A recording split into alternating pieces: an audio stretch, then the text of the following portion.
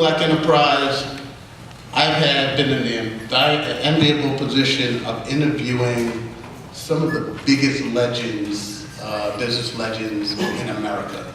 And I'm not talking about black business legends, I'm talking about business legends.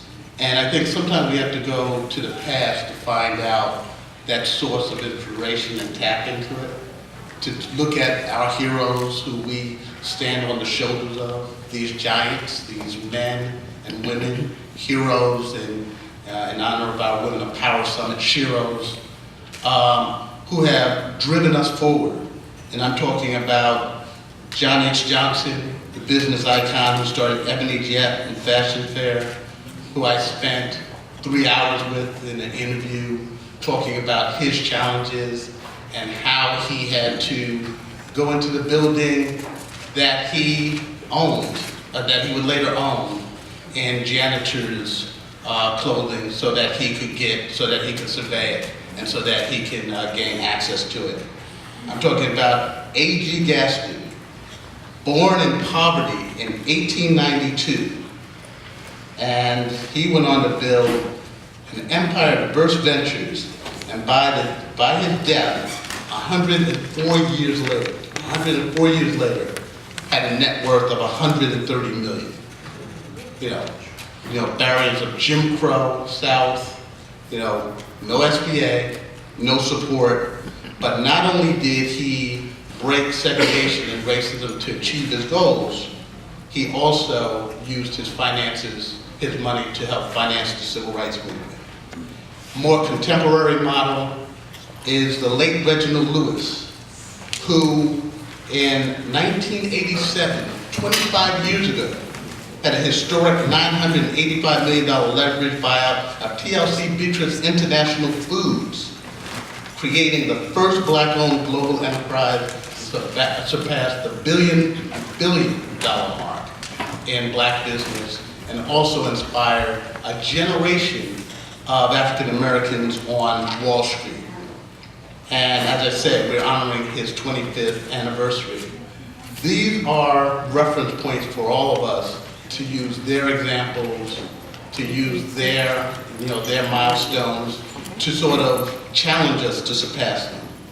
And throughout the years, I've been able to either interview, write, or edit articles, talking about the business acumen of Oprah Winfrey, Russell Simmons, Bob Johnson, Janice Bryant Howroyd, the late Percy Sutton. And on another note, and I'm doing this to name drop, I had the ability to interview President Barack Obama on Air Force One and in the Oval Office. And the reason he granted me the interview was, he said, "Derek, I just always wanted to talk to you." No. The reason he granted me the interview was that he wanted to talk to this audience because he knew the importance of the black business community and how it is driving the wealth of our community. And he wanted to share their challenges.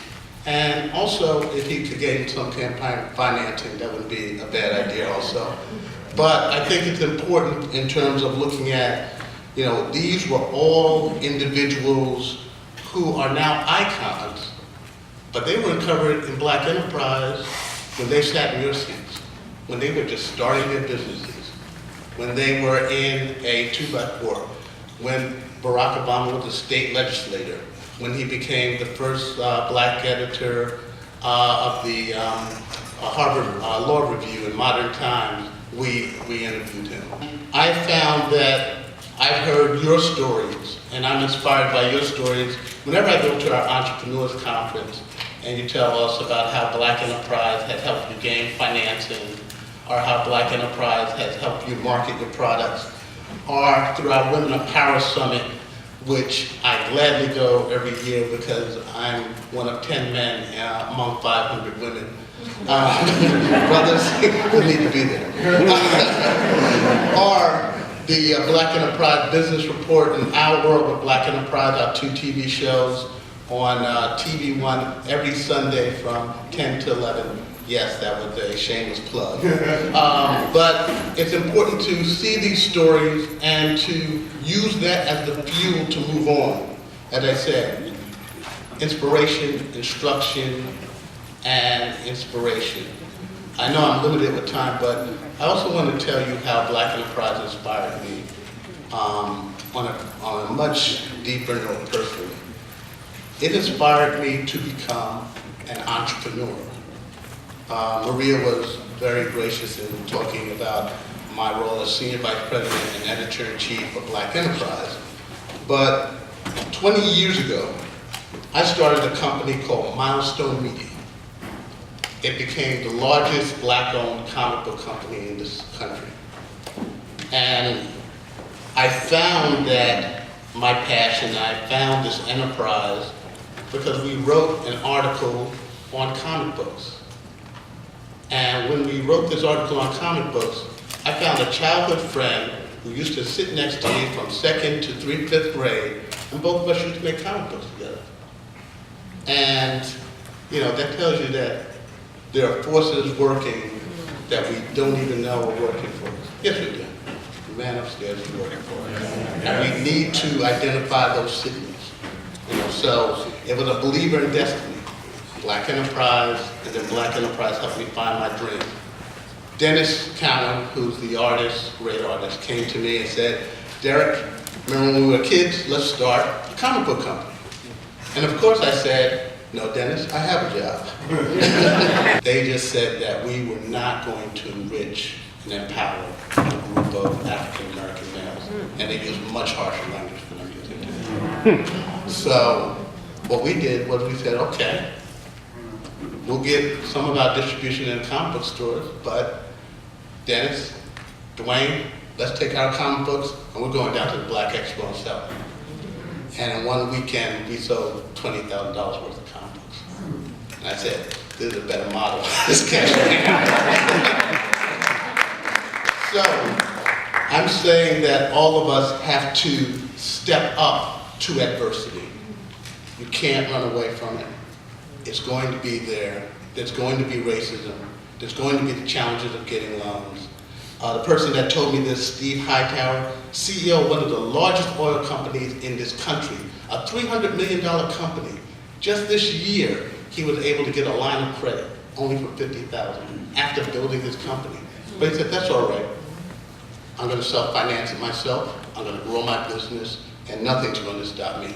And now he is engaging in succession planning for the next generation.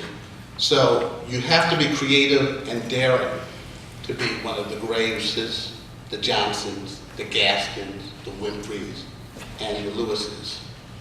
So DC Comics decided they didn't want to publish us anymore, but we did one thing that was very smart with our deal.